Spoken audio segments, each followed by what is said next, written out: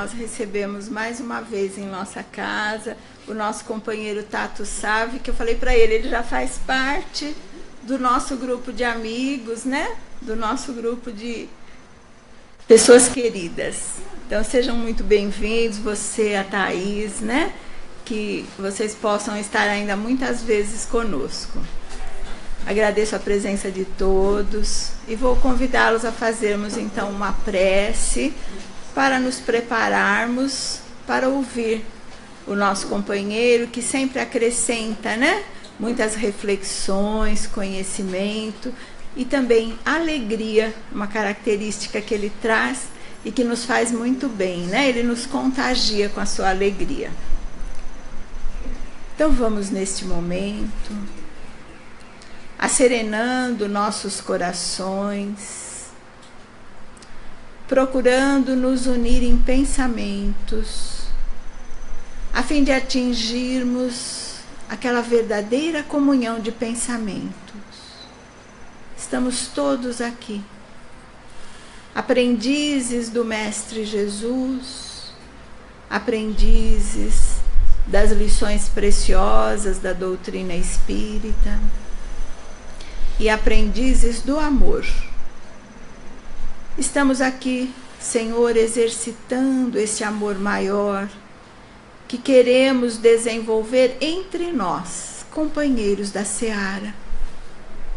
Ensina-nos, Mestre, a amar cada vez mais, daquela maneira que nos ensinastes e nos deixastes orientações a respeito no seu Evangelho de luz.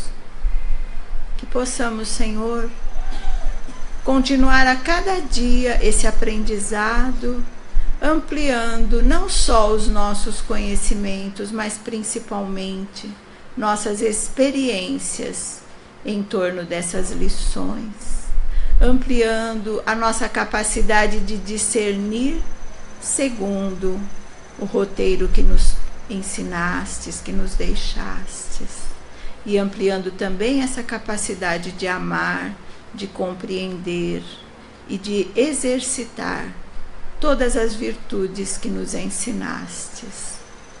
Nesta tarde, Jesus querido, te pedimos, envolve a todos nós nessa energia amorosa, fortalecedora do ser espiritual que somos, e principalmente, Jesus, envolve o nosso companheiro, o Tato Savi, palestrante da tarde, nesse seu amor e nessas energias que possam auxiliá-lo a aclarar ainda mais o seu pensamento e ser portador daquelas palavras que irão nos ajudar a ampliar um pouquinho mais as nossas reflexões em torno do seu Evangelho.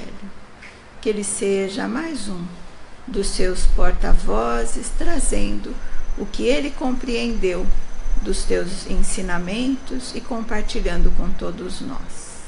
Envolve a todos que o trouxeram, que são responsáveis pela sua estadia entre nós, e a todos aqueles também que nesse instante fazem a sua retaguarda lá na sua cidade, que sejam também agraciados pelo seu amor e envolvidos nas nossas vibrações amorosas. E em teu nome, Jesus, damos por iniciada esta tarde de aprendizado, dando por tudo graças a Deus. Então, eu acho que hoje dispensamos grandes apresentações, né? Mas eu vou deixar vocês se deliciarem com as palavras agradáveis do nosso companheirinho Tato. Que Jesus te ilumine, tá? Assim que seja.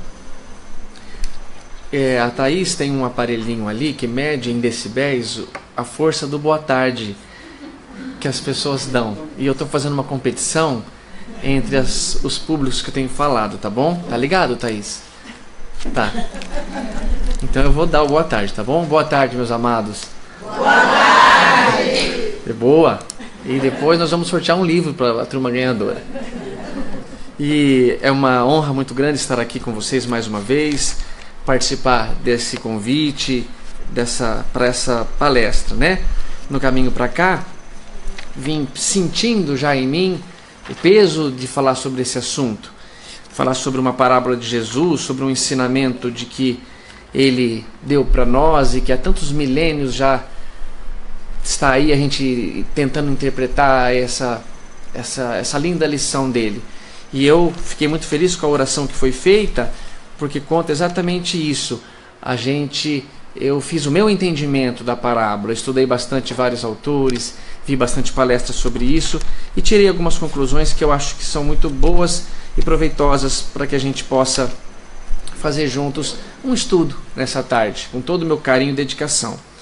E me ocorreu agora de ler um texto breve que o Chico Xavier escreveu ou falou quando ele foi participar de um programa de televisão na TV Tupi. Ele foi participar do Pinga Fogo e o Chico estava muito assustado porque as pessoas que o perguntariam seriam pessoas muitas vezes contrárias à doutrina. E ele então mencionou assim, em 1971, nós estamos realmente muito sensibilizados com a gentileza da TV Tupi.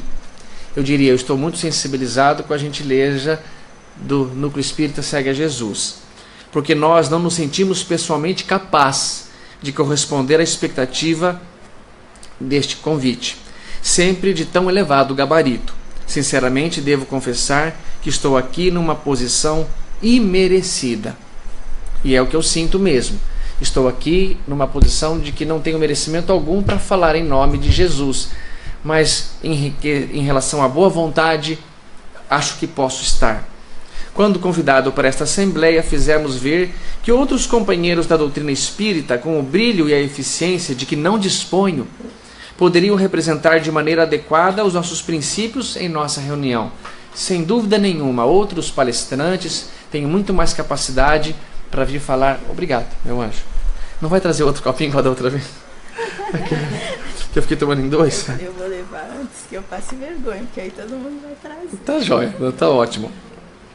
Aí ele diz: com gentileza indicaram o meu nome e eu não pude me omitir, contando para isso com o amparo de nossos amigos espirituais, igualzinho eu fiz, tão solícitos em nos assistir com a transmissão de seus ensinamentos. E tão somente por isso estou aqui, declarando de início que não tenho qualidades ou merecimento para ocupar o lugar que momentaneamente ocupo. Agradeço muito essa honra e rogo a todos aqueles que gostam de mim para que me ajude em suas vibrações de carinho e amor, de modo que estou aqui muito receoso de cometer mais erros gramaticais e mais incivilidades do que aquelas que costumo praticar na minha vida comum. Então, meus amados amigos, peço muito que vocês me ajudem nesse momento, vibrem por mim, para que eu possa fazer justiça, um pouquinho que seja, ao nosso mestre amado. Ontem fiz uma palestra de outro assunto e momentos antes eu estava brincando, completamente descontraído. Na vinda para cá já comecei a sentir a responsabilidade que é vir falar em nome tão grandioso assim, de alguém que está tão distante de mim, tão distante do meu entendimento, mas próximo do meu amor, porque o que sinto de gratidão por esse ser, por esse irmão nosso maior, me motiva a vir aqui, a abrir mão de estar com a minha família, com meu filhinho, com meus pais, na minha cidade, mas dar alguma coisa que eu acredito que faz bem a todos nós. Bem, a parábola que decidi falar foi sobre a parábola do filho pródigo, a mais bonita passagem, na minha opinião, o mais belo ensinamento que Jesus já deu para nós.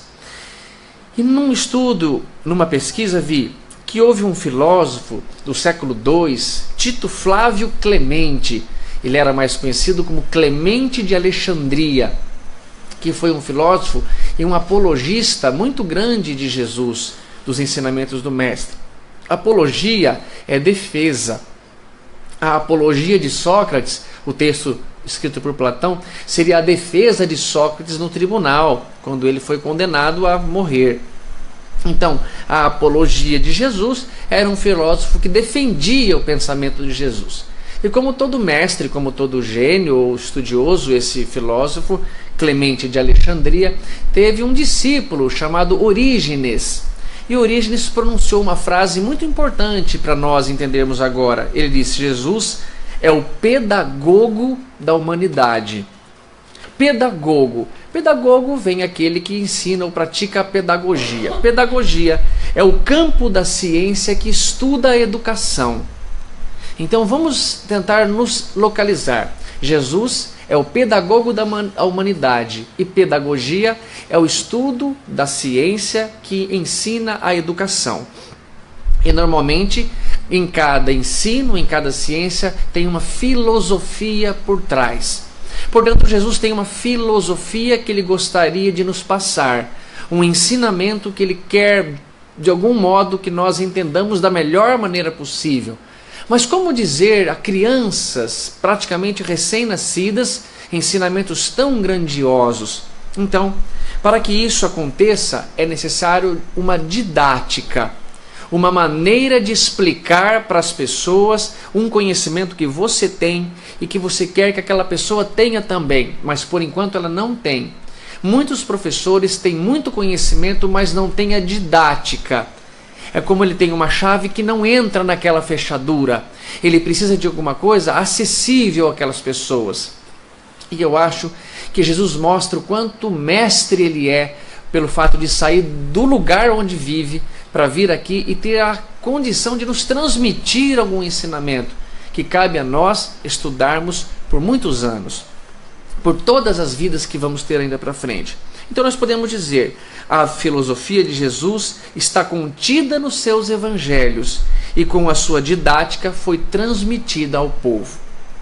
Então entendam bem, a filosofia está dentro de uma educação, de uma ciência.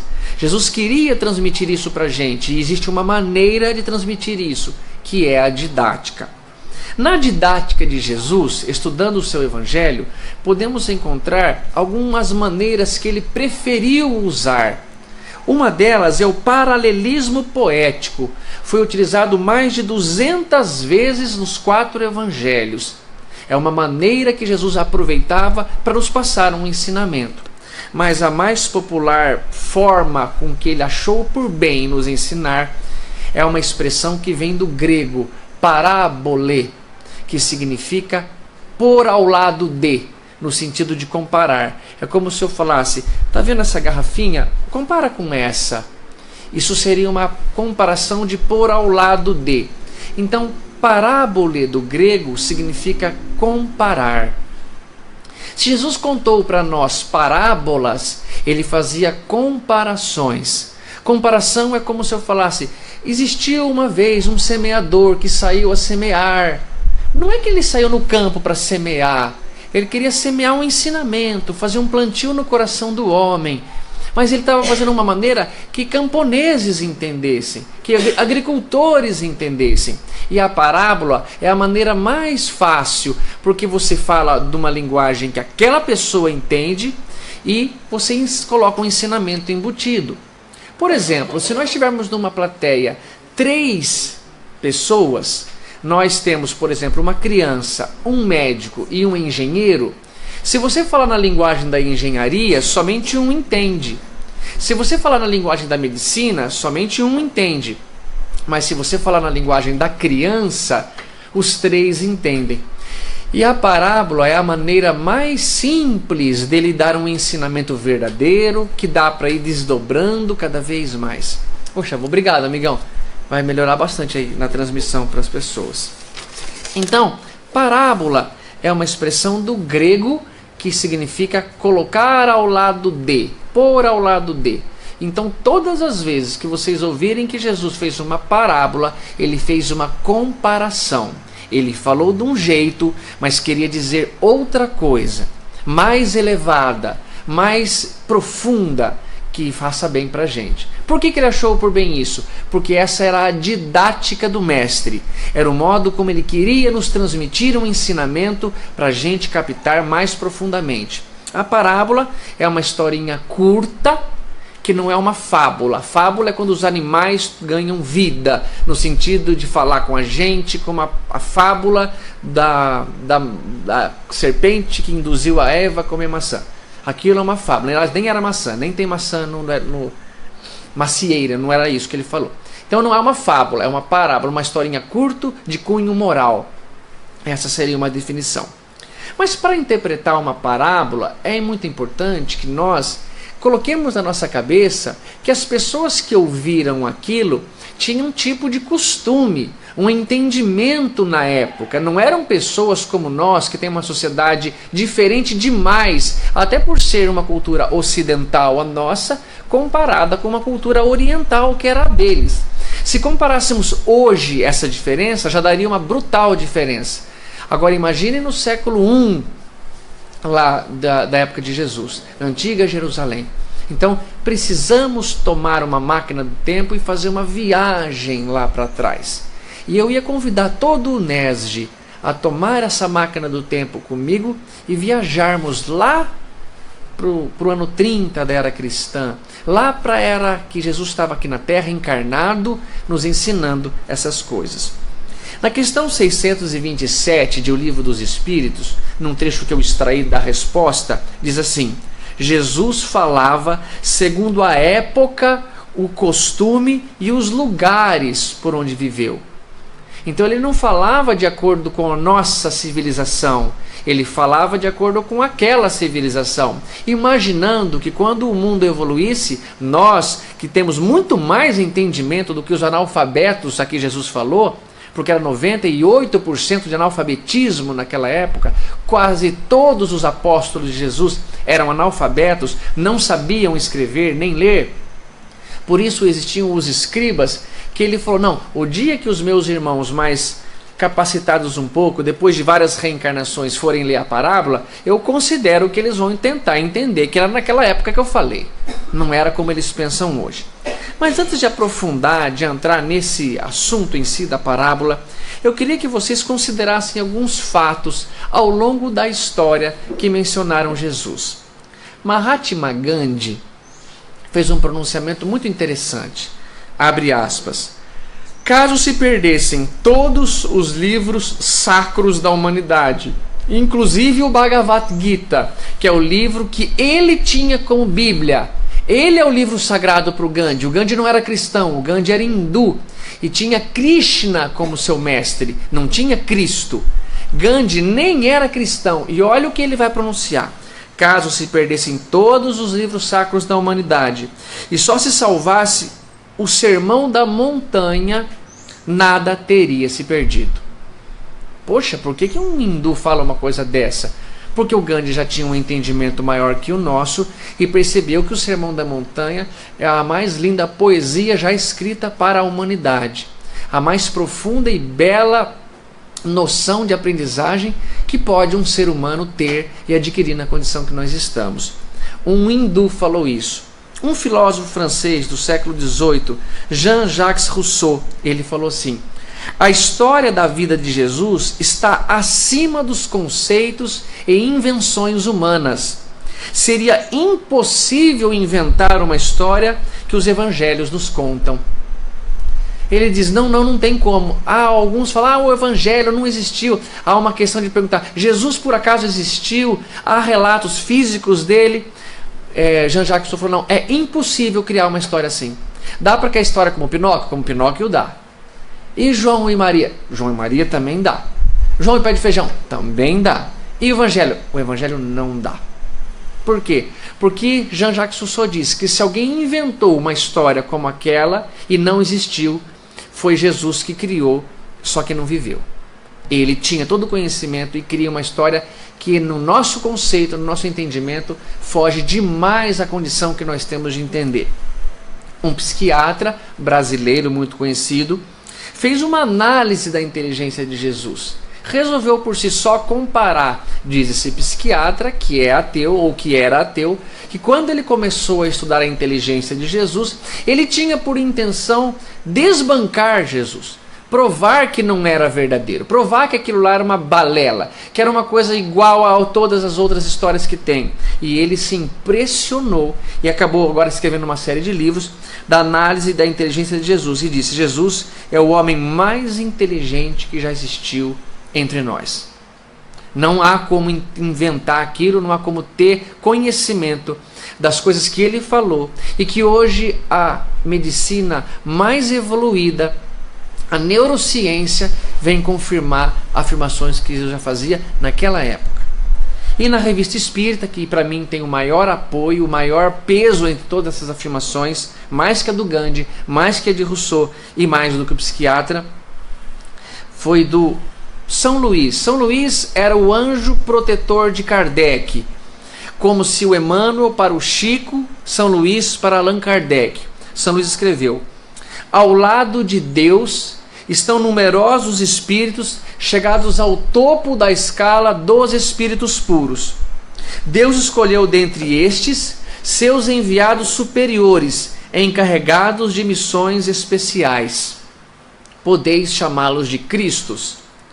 Seres superiores chegados ao mais alto grau da hierarquia celeste, depois de terem atingido uma perfeição que os tornam infalíveis daí por diante, mesmo durante as encarnações, acima das fraquezas humanas.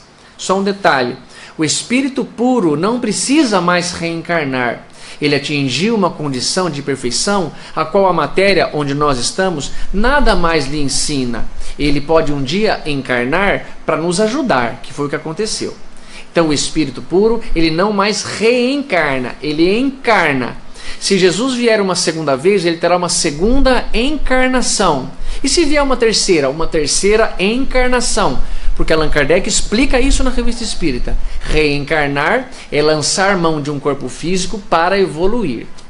Nós estamos fazendo isso, então nós estamos reencarnando. Jesus não está mais reencarnando. Quando você chega à condição de espíritos puros, não precisa mais passar pelo aprendizado da matéria. Não há como educar alguém que já se educou. E ele continua: admitidos no conselho do Altíssimo, recebem diretamente a sua palavra. Verdadeiros representantes da divindade, Deus escolheu os seus enviados especiais para grandes missões. Um desses tomou um corpo de carne e encarnou entre nós.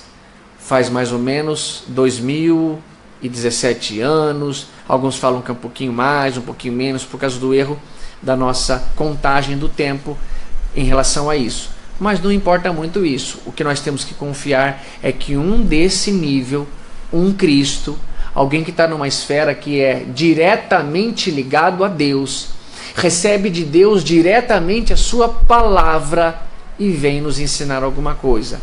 Achou por bem falar em parábolas e, na minha opinião, será apresentada hoje a mais importante e bonita parábola dentre todas elas, a parábola de um filho que se perdeu.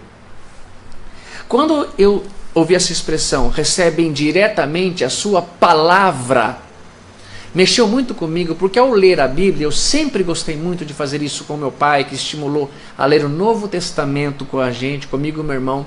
E depois eu passei a ler o Velho Testamento também, para entender mais a cultura do povo hebreu. Eu extraí algumas afirmações que usam essa palavra, que recebem diretamente a palavra de Deus e vêm dizer, prestem atenção, a palavra de Deus é viva. As minhas palavras são espírito e vida. Muita paz tem os que amam a sua palavra, e para estes não há tropeço. A tua palavra é muito pura, e por isso o teu servo a ama. Lâmpada para os meus pés e luz para os meus caminhos é a tua palavra. Escondi a palavra em meu coração para não pecar contra ti. A sua palavra dá luz e entendimento aos simples. A lei e o entendimento e o testemunho. Se vocês não falarem segundo essa palavra, jamais verão a alfa. Eu vi um cavaleiro montado num cavalo branco, e o nome pelo qual se chama é o Verbo, a palavra de Deus. A minha alma está apegada ao pó. Vivifica-me segundo a tua palavra. E no verso 14, a tua palavra se fez carne e habitou entre nós, e vimos a sua glória. Eu queria perguntar alguma coisa a vocês, e que vocês pensassem para vocês mesmos. Que valor vocês dão a essa palavra? Quão respeito vocês têm por esse rapaz que encarnou aqui entre nós, que foi batizado de Yeshua, que chamamos ele no ocidente de Jesus, e que veio trazer. Quão crédito ele tem na vida de vocês? Quão vocês se importam em ouvir essa palestra de hoje? Em que vocês esperam mudar alguma coisa ouvindo o que eu vou dizer? Mas para Emmanuel, uma vez, quando Chico foi apertado por alguns cientistas que falaram: Chico, nós não estudamos mais o Evangelho de Jesus, porque está ultrapassado. Nós agora só estudamos a ciência. O Emmanuel disse assim: Chico, fala para eles que o Evangelho de Jesus só estará ultrapassado quando toda a humanidade colocá-lo em prática. Aliás, nesse dia, quando toda a humanidade colocá-lo em prática, ele estará atual, porque uma coisa torna-se atual quando ela é vivida. Aliás, Chico, Emmanuel está aqui, lá com o Chico, não aqui, apesar de eu gostar que estivesse, mas se tivesse também, aliás, o Emmanuel está encarnado, né? Mas pode estar dormindo e estar em desdobramento, mas eu não percebo nada. Emmanuel está aqui, diz Chico, e diz que eu diga a vocês que ele, Emmanuel, às vezes vai a planos superiores de espiritualidade fazer cursos do Evangelho de Jesus. E lá, entre os espíritos, ele se sente como um crocodilo. Alguém já leu Vinha de Luz, Pão Nosso, Palavras de Vida Eterna, Caminho, Verdade e Vida? Vocês perceberam o nível do rapaz que escreveu aquilo, que é o Emmanuel? Como que uma criatura dessa se sente com um réptil, um crocodilo? É só vocês se avaliarem pelo nível das pessoas que estão lá. E o que essas pessoas estão fazendo? Estudando o Evangelho de Jesus. Portanto, pessoal, eu acho que não há nada mais importante na nossa vida do que passar por essa encarnação e tentar entender o que esse moço trouxe pra gente. Recebeu diretamente a palavra de Deus e falou: pode deixar, pai, eu levo pessoalmente. Não é melhor você falar para o outro que fala para o outro que fala. Não. Não é telefone sem fio. Eu levo e falo. Telefone sem fio, eu nunca participei de um telefone sem fio que deu certo.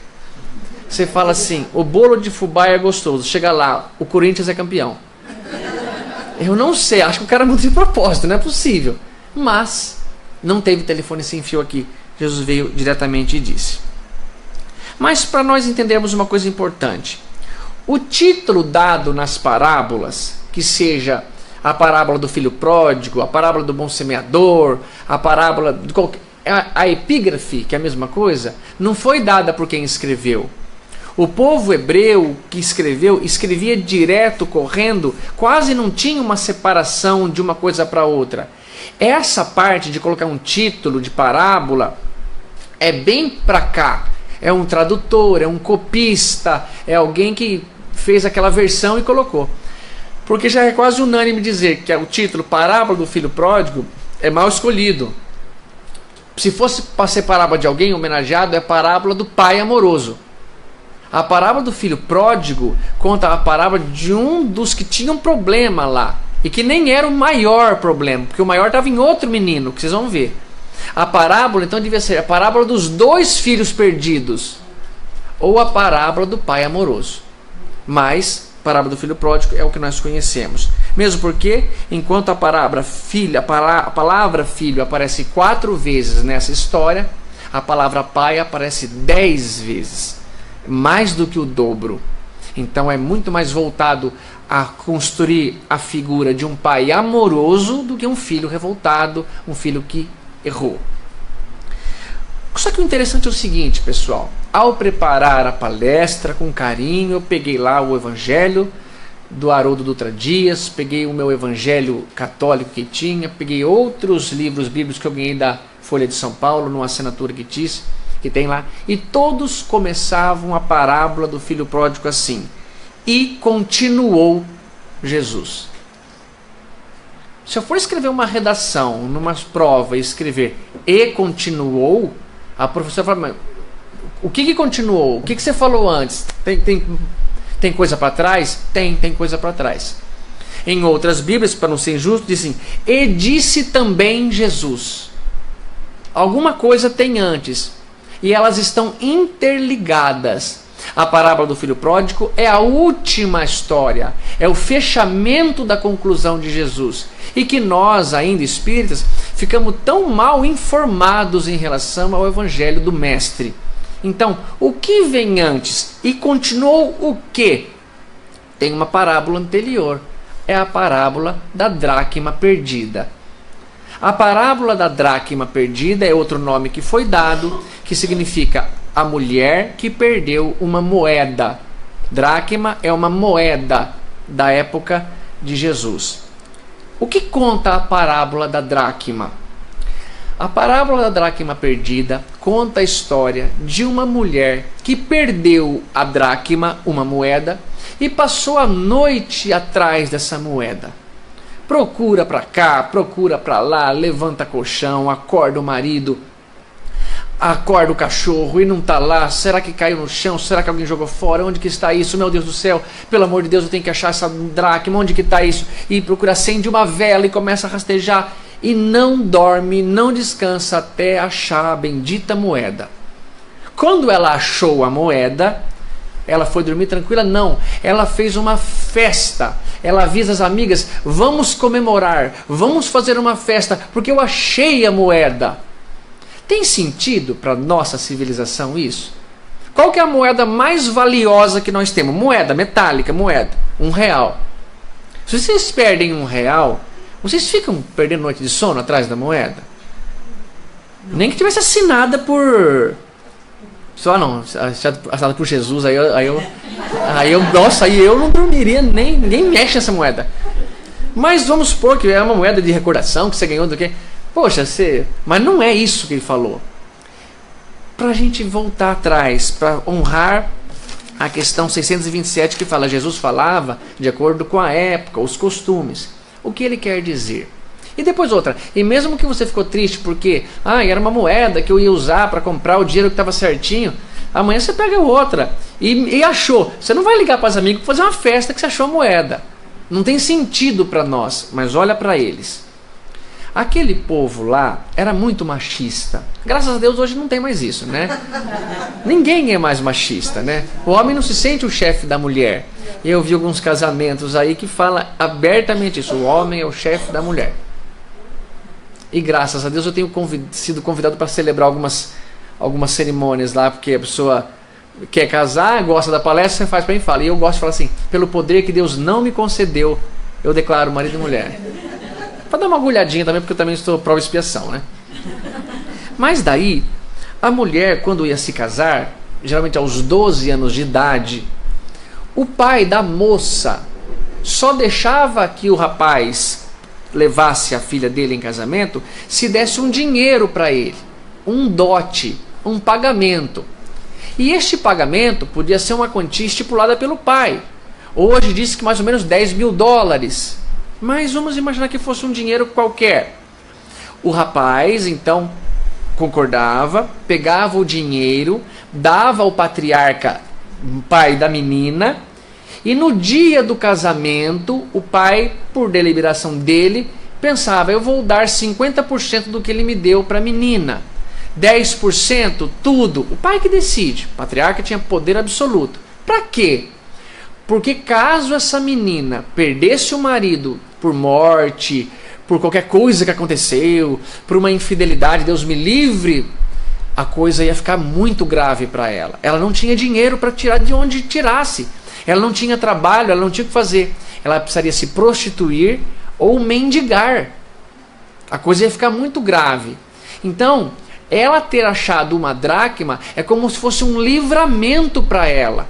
Ela achou algo valioso. E eu tinha perdido uma moeda. Vamos supor que o pai deu 15 moedas.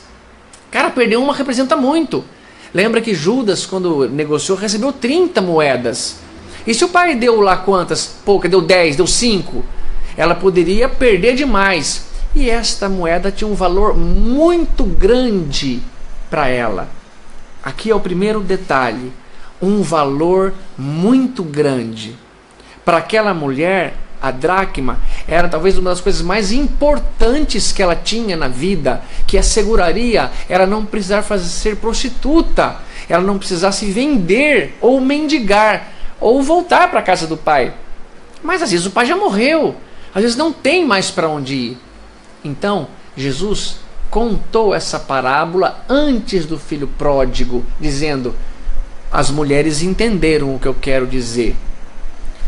O valor que você está dando para uma coisa não é o valor que aquelas mulheres ou que a mulher dava para a dracma. Então, isso que era importante a gente entender. Mulher perdeu uma moeda dentro de casa, e dentro de casa ela ficou desesperada para encontrar aquela moeda. Só que quando eu fui ler a parábola da dracma, e eu fui ver, a parábola da dracma começa com ou. Ou como a mulher que perdeu uma dracma. Se eu ler um pouquinho antes, o que é? Como um homem que perdeu a ovelha, o pastor que perdeu a ovelha, ou a mulher que perdeu uma dracma. Como nós temos aqui em casa, está me recebendo uma professora de português, eu perguntei, o que é o ou? O que eu posso dizer para ficar bem chique? Ela falou, é uma conjunção coordenativa alternativa. Ficou claro para vocês agora? Então vamos andar adiante, né? É quando você compara, quando você explica uma coisa, é isso que é, ou aquilo é uma alternativa. Até eu falei, Denise, você explica ali na hora se precisar? Eu falei, explico, mas acho que não vai precisar.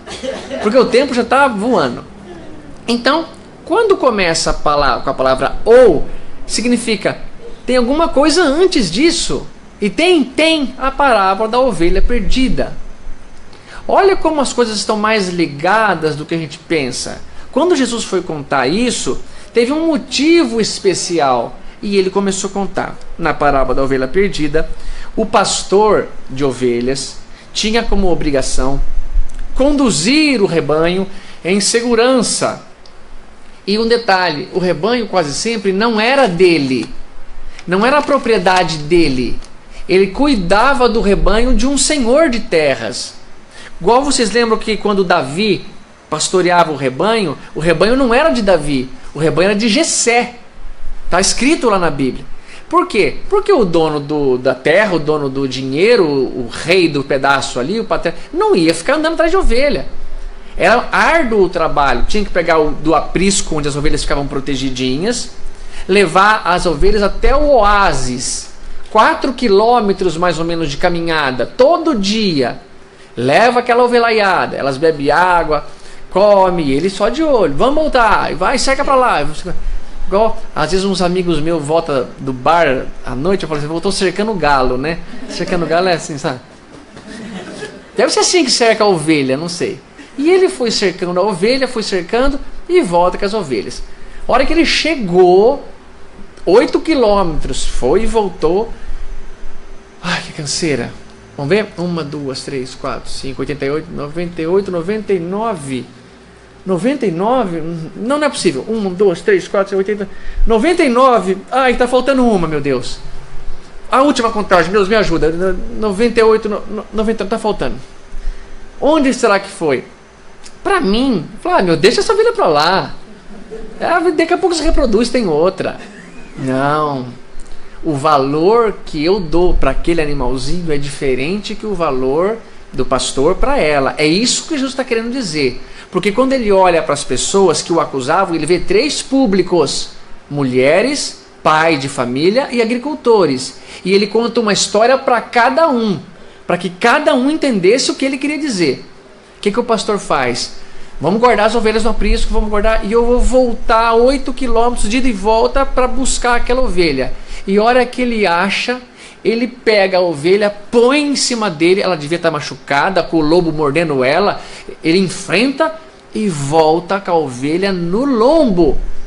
E a hora que ele chega, ele fala: pessoal, achei a ovelha, vamos fazer uma festa comigo, porque eu achei a ovelha que se perdeu. Imagina se eu não tivesse achado, o que poderia acontecer? Ele poderia perder o emprego, ele vai saber o que o patriarca ia fazer com ele, porque a coisa era séria. Era função dele levar em segurança. A ovelha não podia se machucar, não podia quebrar a pata, não podia se ferir, não podia muito menos morrer. Então você trata de cuidar dessas ovelhas aí. Uma ovelha que se perdeu, ele tinha 100, contou 99, foi atrás da ovelha, pega a ovelha e volta com ela no braço, exausto, porque andar já é duro, né? Com um animal machucado, acho que gritando na tua orelha, ele volta e fica feliz e pede que façam festa para ele. Agora, o início dessa parábola começa assim, e Jesus chegou e começou a contar Não começa assim. Mateus, isso está em Lucas. Lucas, no capítulo 15, 11, é a passagem do filho pródigo. Lucas, no 15, 3, 5 mais ou menos, é a passagem da dracma. E Lucas 1, 1 é quando começa, 15, 1, quando começa por que Jesus resolveu contar isso. E aqui que começa a ver quem é o mestre, a beleza que é esse menino. Ele estava numa casa comendo com pessoas chamadas de má vida, prostitutas e publicanos. Publicanos eram odiados pelas pessoas ali, porque cobravam impostos, pagavam propina, aceitavam aquelas coisas. Naquela época tinha muito disso, propina, né? Graças a Deus o mundo melhorou muito. Quer ver, não entendemos a parábola ainda, não entendeu. Se entendeu, não quis praticar. Mas Jesus estava lá comendo, e o ato de comer com as pessoas, para aquele povo, mais ainda do que para nós, é um ato íntimo demais. Eles comiam um tipo de pão, um pão seco, sem fermento, ficava baixo, ázimo, e que não tinha tempero, e eles molhavam um pouquinho num sal, para dar um pouco de gosto, igual a gente pôr um ketchup, alguma coisa em cima. E quando eles colocavam naquela cumbuquinha, as mãos se tocavam dentro desse potinho. Era íntimo, era respeitoso, igual vocês. Há uma música do Gilberto Gil, ele fala assim: quentar o frio e requentar o pão e comer com vocês. Quer dizer, é um pão requentado mesmo, mas nós vamos comer junto. Nós vamos estar todo mundo junto ali. O ato de receber uma pessoa dentro da sua casa e comer com ela é porque você concordava, você era amigo, você se entendia, se dava bem com aquelas pessoas. E Jesus, fazendo esse ato, foi observado por fariseus. Aquelas pessoas que eram os líderes dos sacerdotes, aquela turma religiosa, e que veio cobrar essa satisfação a Jesus, dizendo a ele: Oh, você é judeu? Você respeita as leis do templo? Você é um rabi, como você diz? Rabi é mestre, mesma coisa. Então por que você come com essa gente?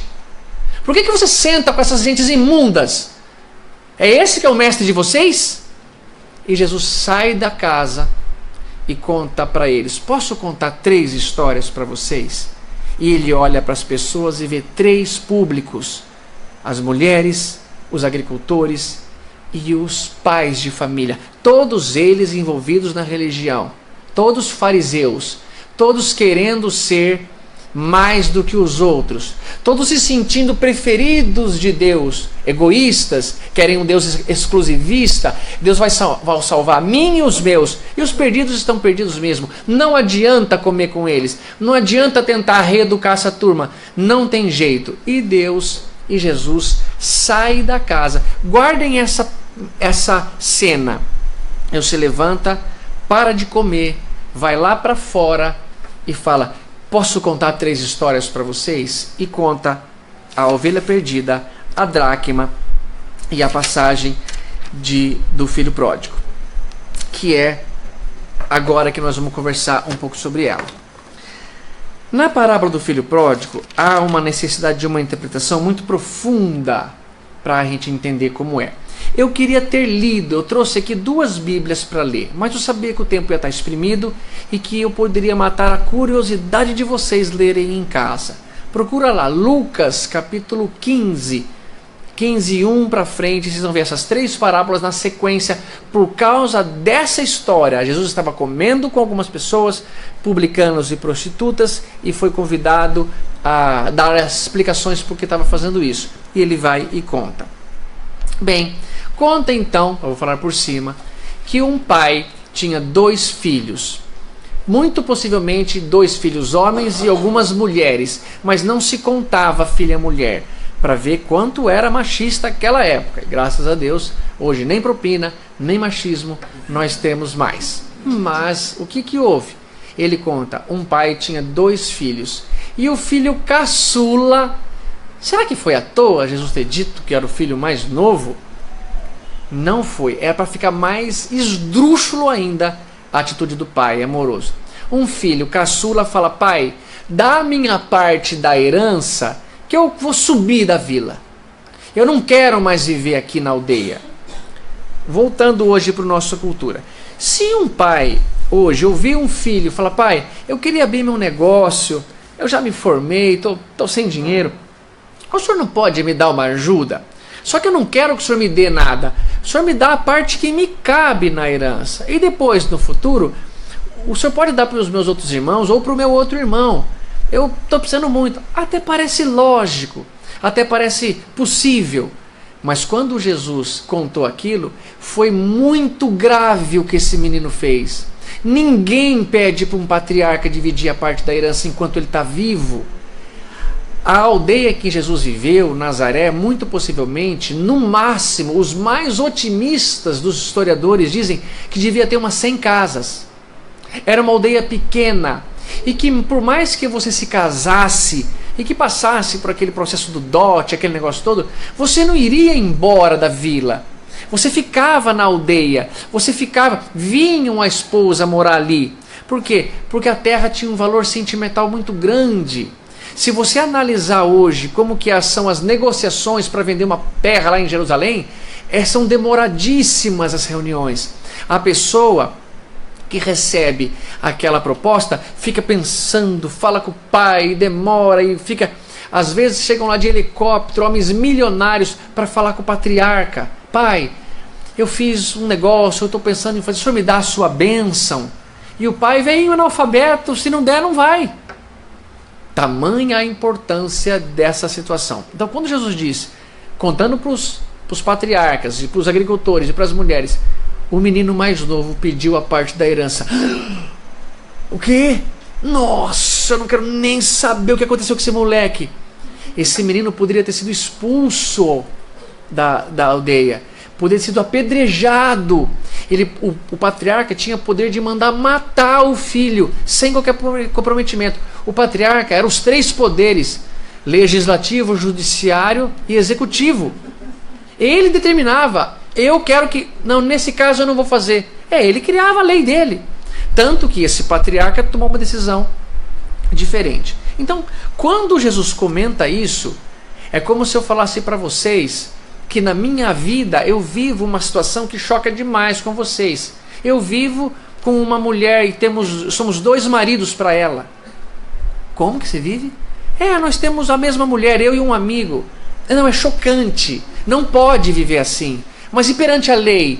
Você está Então, é chocante pedir para um patriarca dividir a parte da herança dele. E quando acontece isso, o que o pai faz? Os agricultores interessados falam: agora esse moleque vai ouvir. Esse aqui é a sua parte, filho? Espera aí. Está aqui, ó. E na Bíblia diz: e lhes dividiu a herança. Então ele dá para o filho mais novo e dá também para o mais velho. Era a hora do mais velho falar: não, pai, não, o senhor está vivo. Não é hora de receber isso. Depois que o senhor morrer, depois que nós lamentarmos muito, que nós vamos ver como vai ficar essa partilha. Igual nós. O certo é isso, você não pensar nas coisas que são do seu pai. Quando meu pai morrer, eu vou herdar essa casa. Você não gosta do seu pai. Então o menino pedir ao pai a parte da herança dele enquanto o patriarca está vivo, era como se ele falasse: pai, eu quero ver o senhor morto. Eu não interesso pela sua vida. O que me interessa é o teu dinheiro e me dá aqui a minha parte que eu estou indo embora. E como eu falei, por que esse menino quer ir embora da vila, da aldeia, da tribo dele, seja de Nazaré, onde for? Ele estava magoado com as pessoas, ele não tem aquele sentimento pela terra, ele não tem um sentimento pela família. E podem ver, pessoal, no Velho Testamento, quanto no Novo, quantos nomes das pessoas era filho de Jesus, filho de José, ou Jesus de Nazaré, Judas de Iscariotes, era da onde ele era. Simão, filho de Jonas, não tinha outra coisa, era o patriarca. Esse é o filho de Jonas, sim. Ou esse é aquele de Iscariotes, sei. A terra, o valor, tudo isso o moleque estava abrindo mão. E o pai dá para ele a parte. E ele, rapidinho, vende as coisas que tem que vender. E precisava ir embora. Porque a vila, a aldeia, parece uma tribo de índio, vamos imaginar. Uma tribo de 100 casas, você imagina. Aqui você pega aqui, você anda 200 metros para cima, deu 100 casas. 300, deu 100 casas. Acabou, era só isso aqui. Nós que vivemos numa metrópole, uma capital como São Paulo, não consegue conceber isso. Todo mundo se conhecia. É como se falasse, há uma relação grave de família entre esse pai e filho. Alguma coisa muito grave aconteceu para o moleque querer ir embora. E foi embora, mas aquele não volta mais. Ele não faz assim com o meu patrão, os funcionários podem pensar. Porque lá tinha os filhos do patriarca e os funcionários dele. Então, ele pega e ele vai embora. Quando isso acontece, o menino vai e por não ter tido o valor do trabalho, não sabe quanto é duro ganhar. É um menino, é um moleque ainda. Não trabalhava talvez quanto já os outros, os funcionários, não dá valor. E por isso que se vocês veem um cara dando cavalinho de pau aí, ele está usando o carrinho do papai, viu? Não é dele não. Ele não ganhou com o suor dele. Porque quando você ganha, você sabe o quanto que é valorizado o trabalho, quanto que é difícil. E ele vai embora e começa a gastar dissolutamente. A palavra que traz no Novo Testamento do Haroldo, dissolutamente, não é simplesmente com comida. Aliás, não é com orgia, com prostituição. Ele gasta com bagunça, com noitada, com bebedeira. Gasta com o que não vale nada. E como tudo acaba um dia e dinheiro acaba rapidíssimo, o dinheiro acabou. Até então, o menino não aprendeu nada. Aliás, ele só desaprendeu. Ele só fez coisa que então estava fazendo com que ele vivesse bem mal. Ou bem errado, para ele muito bem, mas vivendo errado. De repente, ele se vê que não tem mais dinheiro. Longe da aldeia, da tribo dele, rompeu relação com o pai, rompeu relação com o irmão, rompeu relação com a família, a mãe, todo mundo, se é que tinha mãe, parece que é um quadro pintado que a mãe tinha desencarnado, com toda a aldeia e foi embora. Só que ele precisava comer. Graças a Deus, o corpo físico exige alimentação. E ele começa a procurar emprego. Orgulhosinho ainda. Tenta aquele emprego melhor, não deu. Tenta outro, não deu também. Tenta, não deu. Ixi, a coisa está ficando preta. Um dia com fome até dá para aguentar, mas está começando a apertar e ninguém dava nada. Por quê? Porque você não confia em um andarilho, um andante. Não tem nome. De onde você vem? Quem você é filho? Que terra é a sua? Eles davam para os que estavam na aldeia já trabalhando. E ele então é convidado a cuidar de porco. Aqui Jesus vai mostrando a beleza da sua sabedoria. Porco, pessoal, é um animal para o judeu considerado imundo, sujo. O porco, ele não come a carne do porco, o judeu. Ele criava aquilo para vender para quem comesse. Então, é como se Jesus falasse, pessoal, eu vi aquele irmão nosso que resolveu sair da... Onde é? Ele estava comendo comida do lixo. Nossa, estava com um aspecto medonho, horrível. Quer dizer, ele chegou no fim da linha. Ele tentou de tudo, foi cuidar de porco, mas ninguém dava comida para ele. Ele começa a comer comida do porco. Essa situação, pessoal, de comer comida do porco, para mim me lembra a situação umbralina. A situação de que você cometeu uma bobagem, fez o que fez, agora está no umbral. E lá você não está pagando o pecado. Esqueçam a ideia de falar, eu fiquei 10 anos no umbral, paguei todos os meus pecados. Não, umbral não paga pecado. Umbral é zona purgatorial. É para ter esgotamento da tua ilusão. E aí você volta para começar a pagar os pecados. É boa notícia, né?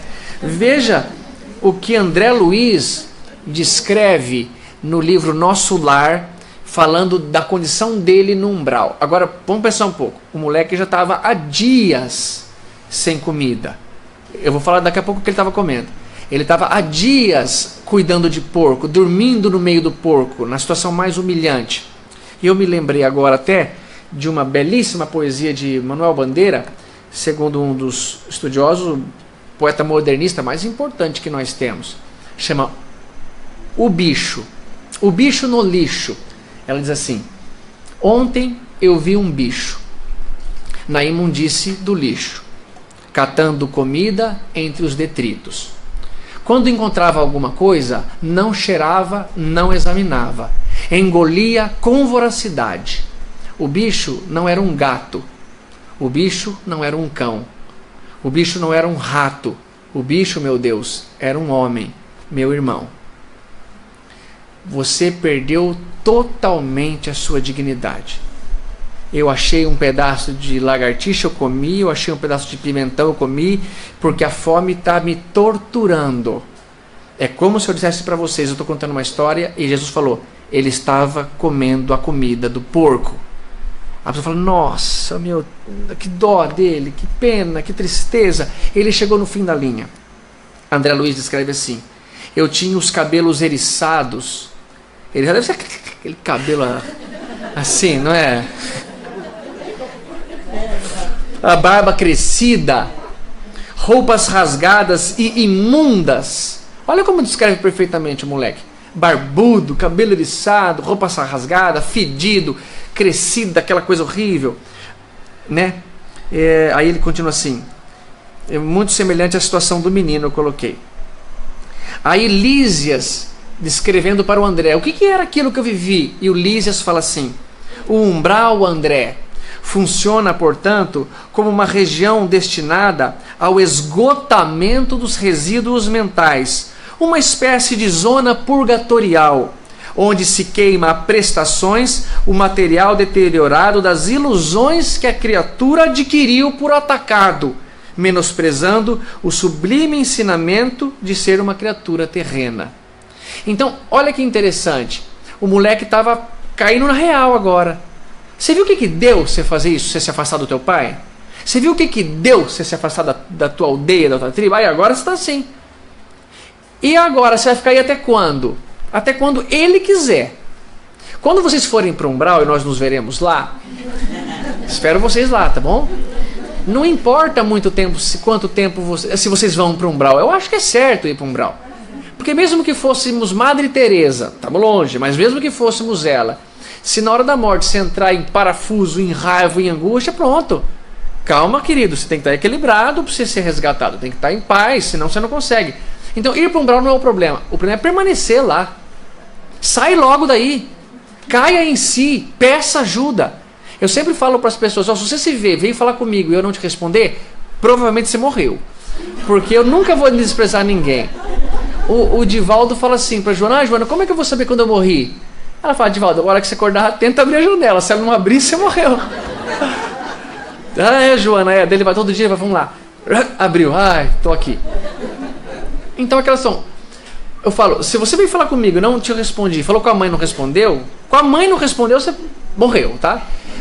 E tá perdido. Vai numa igreja se você gosta. Vai no centro espírita, pede ajuda, por favor, eu acho que alguém me ajuda. Se alguém falar com você, é alguém desencarnado. Não vai sair correndo, tá? Atende, ele quer te ajudar. Mas se ele tiver com a aparência muito feia, você corre. Quando esse menino estava comendo comida, é interessante assim, a gente fala, comer comida de porco, comia aquela lavagem. Porque a gente não era bem aquilo. Até poderia ser, mas era um tipo de uma vagem. Não era alá, era o sem lá, era só vagem. Que João Batista comia também. João Batista comia tipo de uma vagem que chama as alfarrobas, que é descrito no texto. Era uma vagem doce, uma vagem rica em nutrientes. Só que tinha dois tipos. Tinha essa vagem e tinha uma vagem selvagem, que era uma vagem baixo valor nutritivo, amarga. E é lógico que você não dá para o porco a gostosinha. Só numa situação de extrema abundância que você daria, mas não estavam vivendo isso. Então ele estava comendo essa vagem de baixo valor nutritivo, uma vagem ruim de comer, amarga, e ele começa a passar fome, porque não tinha valor nutritivo, comeu um pedaço de papelão. Até que o moleque fala uma expressão muito bonita, dita por Jesus, tchuvá. Acontece com ele o tchuvá, que é uma coisa que vai acontecer conosco ainda. Tchuvá é cair em si. Tchuvá do hebraico significa, olha para dentro, amigo, já chega, né? E ele fala, puxa vida, eu acho que eu errei. Eu sou filho do meu pai. Lá, os funcionários, os servos, tinham pão, de vez em quando tinha carne, tinha uma cama gostosa para dormir. Eu que sou filho, estou comendo essa porcaria dessa comida, comida de porco, onde ninguém me respeita. Tchuvá, querido, caiu em si.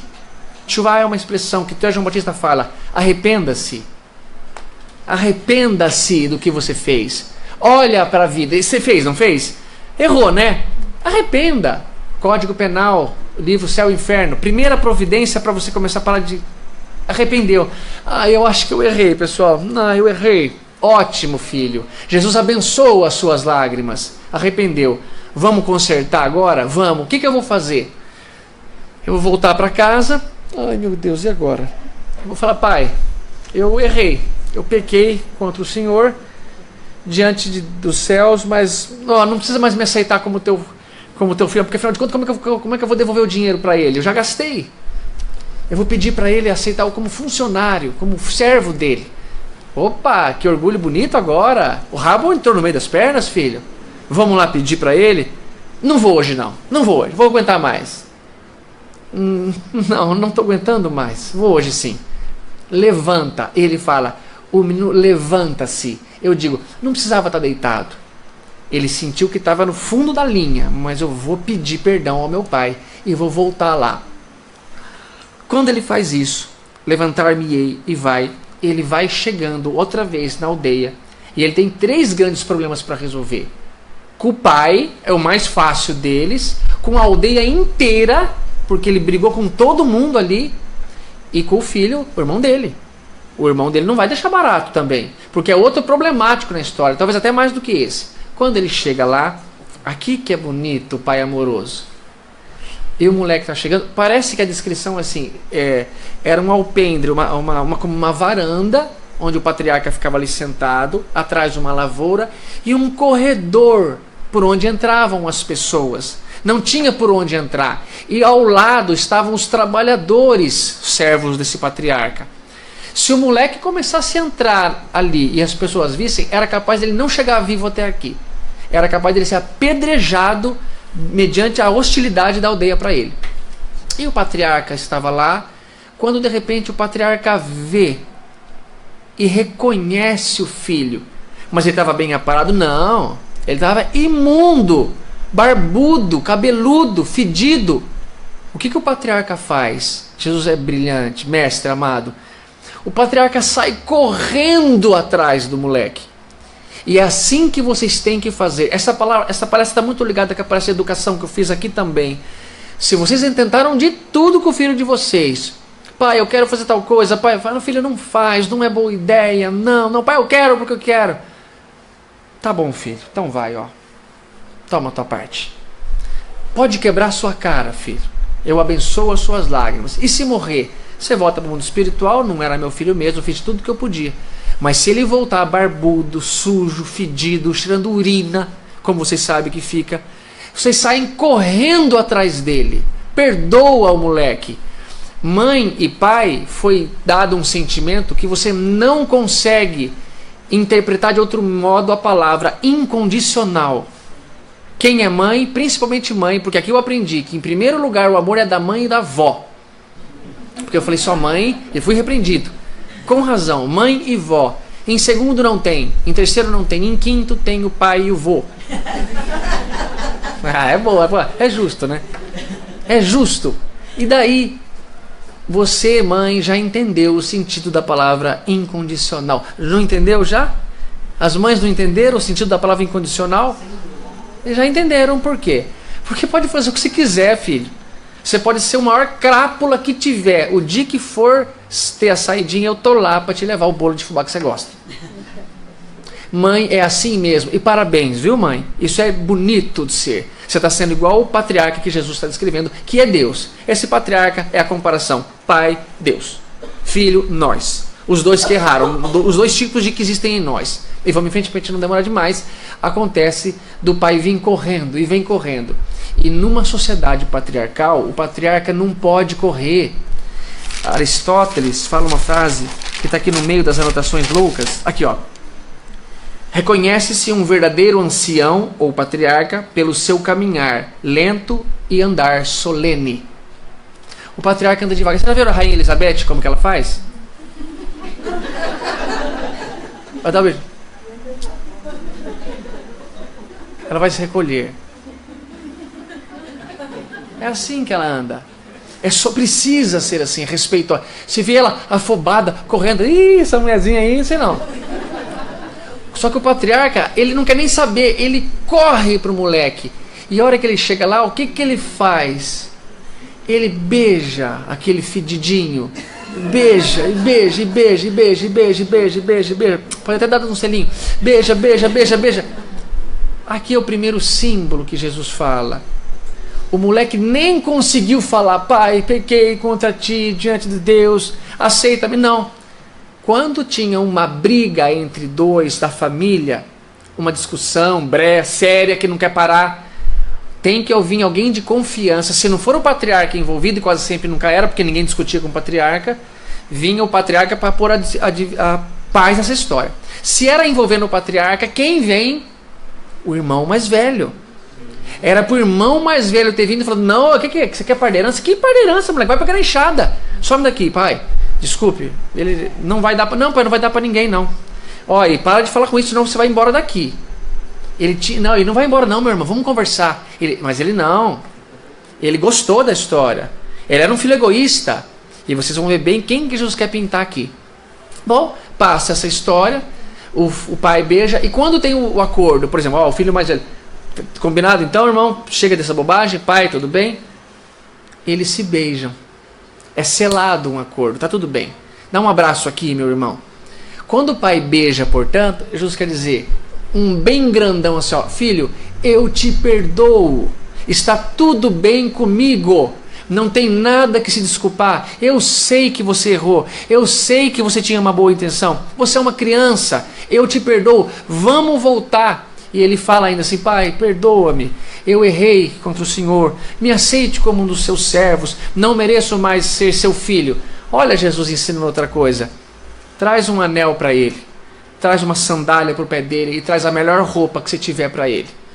3 símbolos lindos, anel, símbolo da família, só andava de anel o filho do patriarca, é o brasão da família, os funcionários não tinham anel.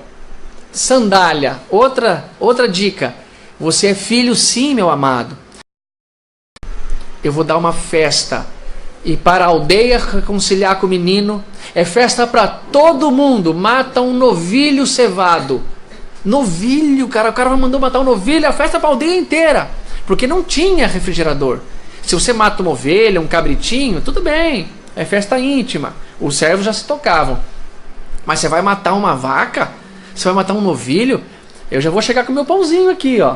E ele assim, tem inveja, já chega com o teu suco para comer. Porque tem que comer a vila inteira. E ele já mostra, comigo tá tudo bem. E com a vila inteira, com a aldeia inteira, você se reconciliou. Falta o teu irmão. Mas papai vai conversar com ele, pode deixar. Já estava tudo bem.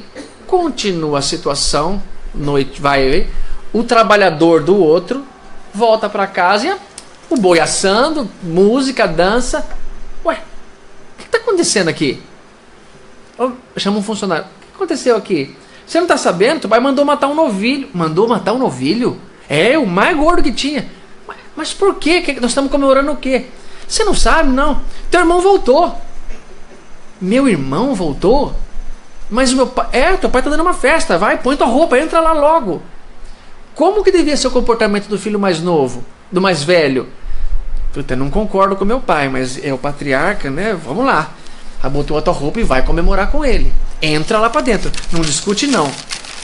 Se você visse uma história que tem aqui, ó, a rainha Vasti uma vez se recusou a entrar na festa dada pelo rei Assuero. Ela foi expulsa. Não tem que discutir, querido. Você tem que aceitar e acabou. Quando acontece isso, o menino fala, eu não vou entrar. Acabou, não entro. Você não vai entrar? Não vou entrar, não concordo. A herança era só minha agora, gastou com tudo. Se o pai falasse assim, não quer entrar, fica aí fora, vai embora daqui. Eu ia falar, tem preferência pelo filho mais novo. Sabe aquelas mães que têm preferência por um dos filhos, né? Eu sempre pergunto, você gosta mais de quem? Eu gosto igual. Sei lá se pode ser. Eu tenho um só, eu falo, eu gosto do meu. Né? É fácil pra mim. Aí essa pessoa, ele faz o quê? Ele se humilha outra vez. E aqui Jesus finaliza lindamente. O pai sai da festa, vai lá fora e fala, filho, vamos entrar. Vamos entrar. E o moleque fala, não vou entrar. Eu sempre te servi. E o senhor nunca me deu um cabrito para eu comemorar com os meus amigos. E para ele que gastou todo o dinheiro inteiro, ele fala, filho, agora prestem atenção. Tudo o que é meu é seu. Você não precisa receber dinheiro, porque já é seu. Porque o filho do patriarca não era um assalariado, só os funcionários. Os funcionários recebem dinheiro e não comungam com a minha vontade. Mas você é filho. É justo que você se alegre com a volta do teu irmão. Entra, filho, por favor. E Jesus finaliza como ele começou. Vocês lembram? Antes da parábola da ovelha. Você é judeu? Você respeita as leis do templo? Você é rabi? Então por que você come com essa gente? É como você fala assim, pai, por que você está fazendo isso com esse moleque que te desonrou? Ele fala, filho, ele estava perdido e se encontrou. Ele estava morto e renasceu. Entra você também. Jesus termina a parábola do mesmo modo como ele estava. Fariseus, vamos entrar. Vamos comer todo mundo junto. Vocês não perceberam que esses são seus irmãos iguaizinho a vocês? Na parábola da ovelha perdida, é uma ovelha que se perde no mundo, fora do ambiente religioso, fora do centro espírita, fora da igreja católica, fora da igreja evangélica. Na dracma, é alguém que se perde dentro de casa. É alguém que está perdido aí, ó. Por isso eu perguntei, que valor vocês dão para a mensagem de Jesus? Que escuta aqui, só que vai fazer cada barbaridade amanhã. Vai fazer cada pensamento hostil contra o teu irmão, que está aí na rua, coitado. Pelo menos o filho pródigo, o esbanjador, pródigo significa gastador, esbanjador, reconhece que falhou. Já está humilhado, pediu perdão, voltou e falou, pai, não sou mais teu filho. Mas ninguém perde a condição de ser filho. Então Jesus sai da casa, humilhando a condição de ser um Cristo e falar, amigo, ele é teu irmão igualzinho. Você está dando valor diferente para eles. Porque para você ele é um filho perdido, mas para Deus é um filho que precisa ser educado. A dracma para a mulher é um valor que vocês não sabem quanto era duro ela perder. Ela ficou assustada. A ovelha para o pastor era algo muito importante, que se ele não achasse, ele podia ser demitido. E portanto, quando vocês conseguem trazer um irmão para o centro, quando vocês conseguem caminhar para uma igreja católica, o universo inteiro faz uma festa, porque um filho perdido voltou. Mas vocês que estão aqui dentro têm a função de aceitar que ele venha e de entender que pode ser ateu, católico, espírita, umbandista, candombledista, pode ser hindu, muçulmano. Somos todos irmãos, perdidos dentro ou fora da igreja. Fora por ser, não tenho nenhuma religião, me afasto do pai, deu no que deu. E o outro lá dentro, egoísta, querendo tudo para ele. Um pai exclusivo, um pai que não pode comemorar porque o filho voltou. Mas um filho perdido dentro da própria religião. A parábola do filho pródigo quer dizer, qual você é? O que está perdido fora ou o que está perdido dentro? Quem você conhece que está perdido fora? E que caráter você tem perante Deus? Você é um servo de Deus ou você é um filho dele? Porque o filho não espera recompensa. O filho sabe que o universo inteiro é dele. Não preciso de dinheiro nenhum. E o pai sabe isso da gente. Só que o servo é aquele que não comunga da vontade do pai. O meu pai mandou plantar milho. Eu não acho boa ideia. Eu vou falar com ele, pai, acho que milho não vai dar, porque eu comungo do interesse do meu pai. Agora o servo fala, milho não vai dar, mas eu quero, eu vou plantar, meu salário está garantido. Eu não estou preocupado com a vontade. Vocês não esperem recompensa, não. Ajudem pelo amor em ajudar. Ajude pela vontade de trazer mais um filho para o seio de Deus, para o conhecimento de que é bom ser bom.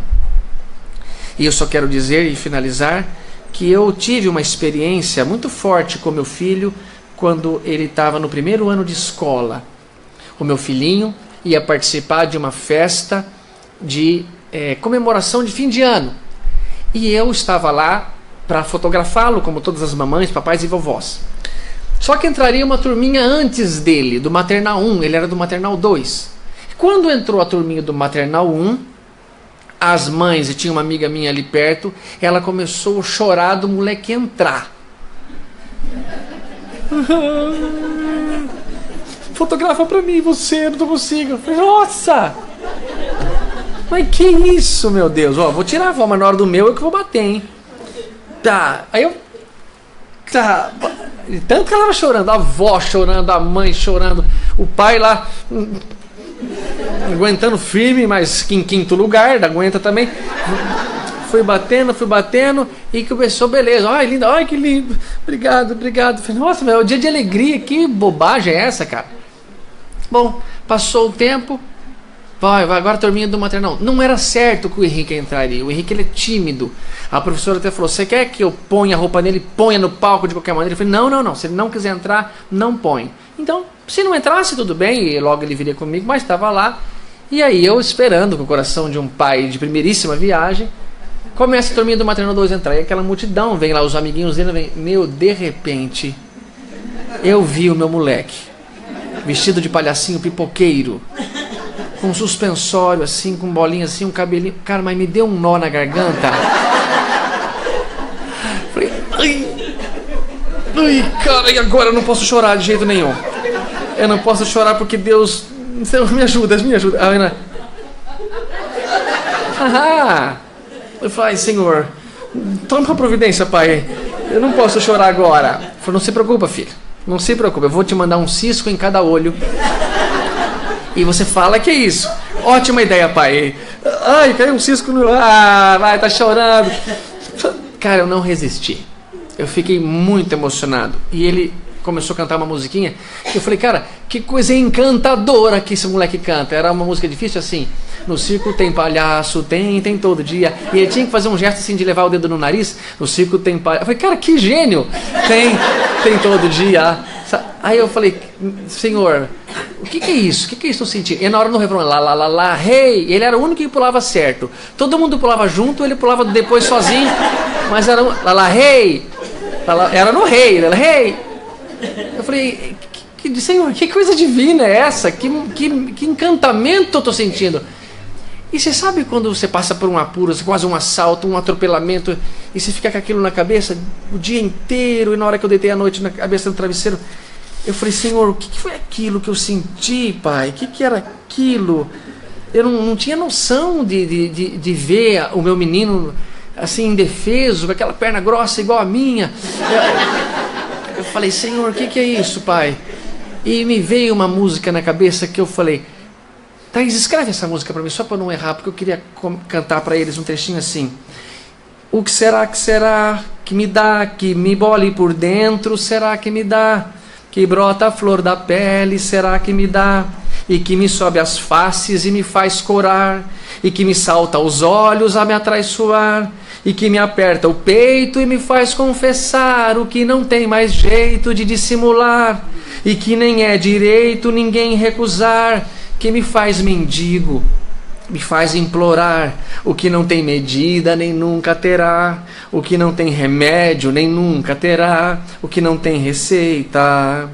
O que será que dá dentro da gente que não devia, que desacata a gente, que é revelia, que é feito uma aguardente que não sacia, que é feito estar doente de uma folia, que nem 10 mandamentos vão conciliar, nem todos os ungüentos vão aliviar, nem todos os quebrantos, toda alquimia, e nem todos os santos, será que será? O que não tem descanso nem nunca terá, o que não tem cansaço nem nunca terá, o que não tem limite. O que será que me dá, que me queima por dentro, será que me dá, que me perturba o sono, será que me dá? Que todos os tremores me vêm agitar, que todos os ardores me vêm atiçar, e todos os suores me vêm encharcar, e todos os meus nervos estão a rogar, e todos os meus órgãos estão a clamar, e uma aflição medonha me faz implorar o que não tem vergonha nem nunca terá, o que não tem governo nem nunca terá, o que não tem juízo. Eu falei, Senhor, meu Deus, o que é isso que eu estou sentindo?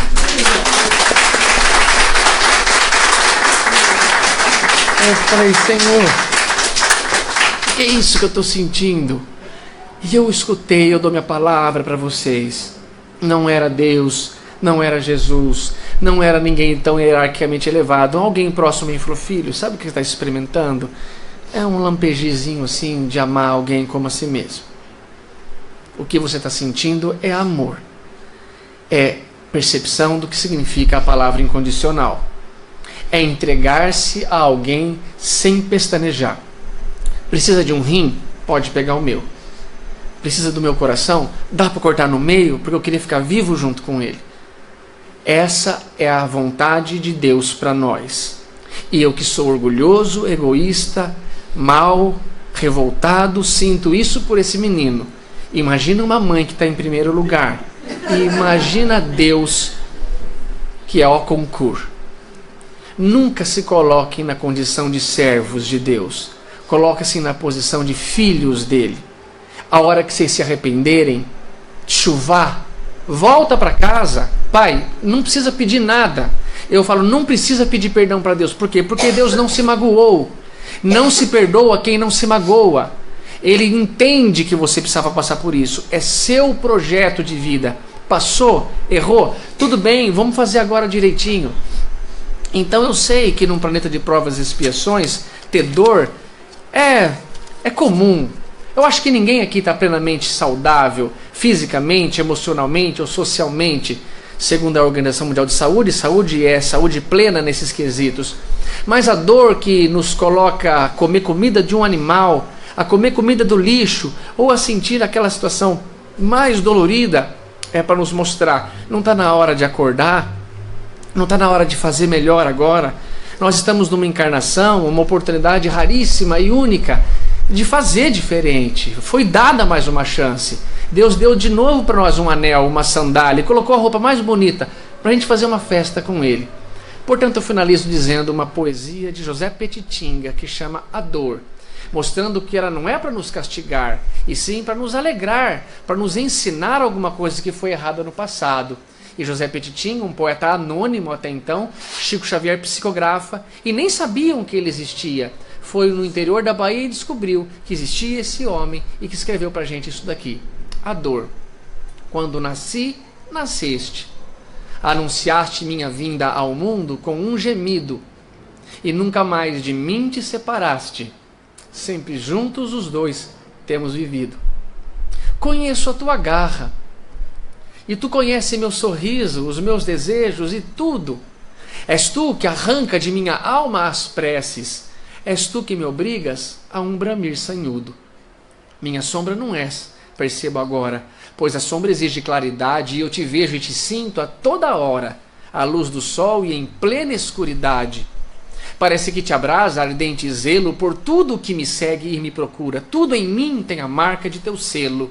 Ideias, sensações, amor, ternura. Até os meus mais secretos pensamentos, ciumenta espreitas, rancorosa e fria, e nega aos meus rudes padecimentos a extrema unção bendita da alegria. Quem, pois, és tu, que tanto me acabrunhas? Se me acompanhas na vida como amante, por que cravas longas unhas no meu peito sem forças arquejante? Quem, pois, és tu?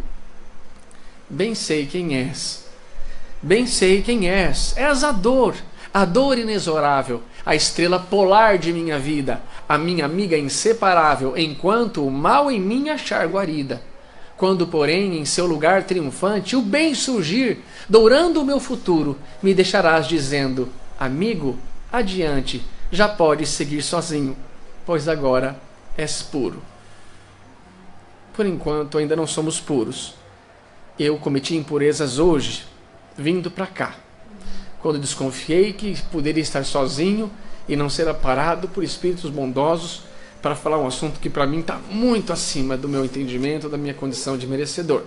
Mas de algum modo a vida me colocou aqui e eu estou lutando para honrar cada palavra, cada sentimento por vocês. Entendo que há duas possibilidades de viver a vida. Uma esperando a dor embora de braço cruzado, e esse é quem espera. E outra é vivendo, lutando para não errar mais e ser feliz. Esse é quem tem esperança. Quem tem esperança do verbo esperar não tem esperança, tem espera.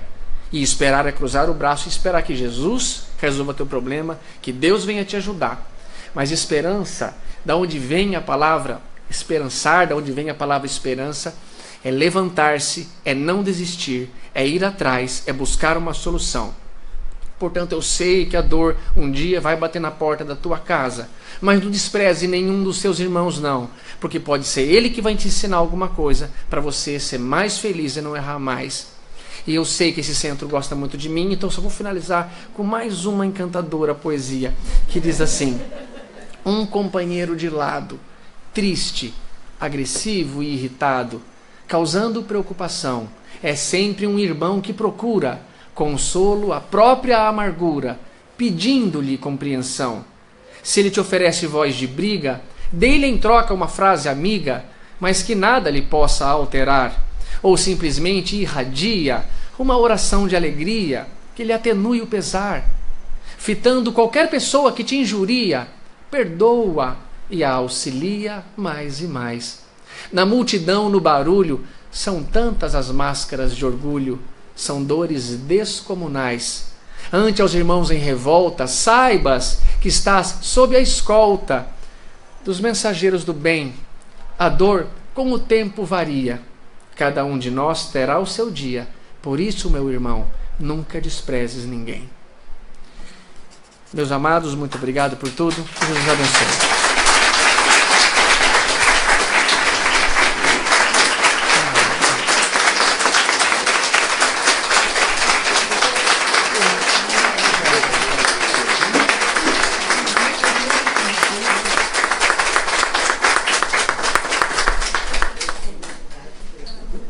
Em nome de todos, né, eu agradeço a você por ter nos brindado com essas reflexões tão profundas, com esses ensinamentos, né, que é sempre bom a gente estar revendo e refletindo mais a respeito.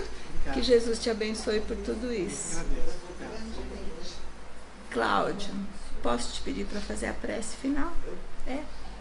Então eu vou convidar o nosso companheiro Cláudio para fazer a prece de encerramento, né? Ah, justo, Cláudio.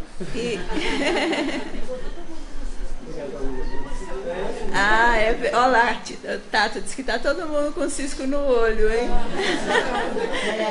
E antes, né, da prece, eu vou pedir que nós todos possamos fazer uma irradiação de muita luz ao nosso companheiro, à sua acompanhante, às nossas amigas, né, que são responsáveis por conduzi-lo até nós, que todos recebam muita luz.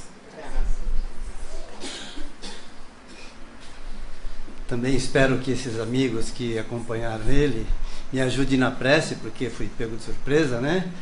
E vamos agradecendo, em primeiro lugar, a Deus, nosso Pai, a Jesus, nosso irmão maior, ao Tato, que veio mais uma vez mostrar a beleza e a grandeza do Evangelho de Jesus. A voz está meio embargada, é por causa do cisco no olho, tá?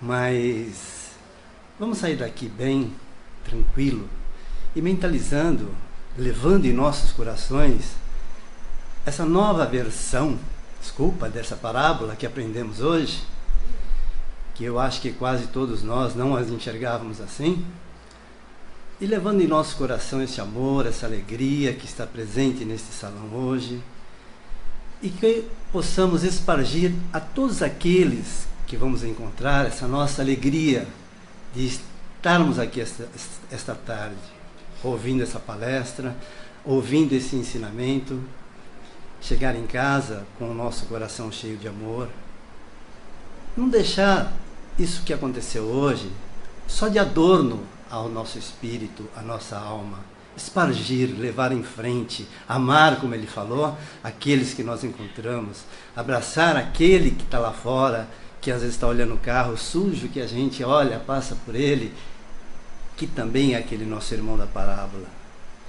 Esse é o amor que nós espíritas, e que Jesus nos fala: conhecereis os meus discípulos por muito se amarem, né? Levando esse amor para todos aqueles que conhecemos, para a nossa casa, para os nossos lares, para os nossos amigos. Vamos agradecendo imensamente essa tarde que tivemos nessa casa, e vamos lembrar que amanhã o Tato vai estar aqui de novo, e quem conseguir tirar o cisco do olho volta amanhã para de novo, eu estou vendo que tem muita gente ainda com o cisco no olho aqui, né? Mas vamos pedindo muita luz ao tato, agradecendo de coração, tá? E que Jesus te envolva em muita paz, em muito amor, em muita sabedoria, e que continue trazendo para nós essas lições e esse aprendizado.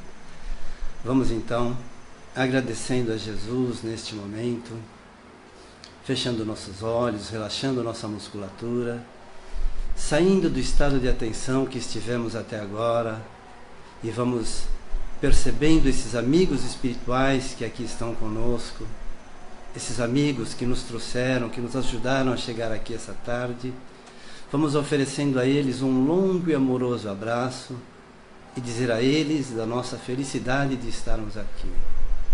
Esteja conosco, que nos ampare, que nos proteja e, sobretudo, nos dê a coragem para seguirmos adiante. Que assim seja, graças a Deus. Boa tarde a todos.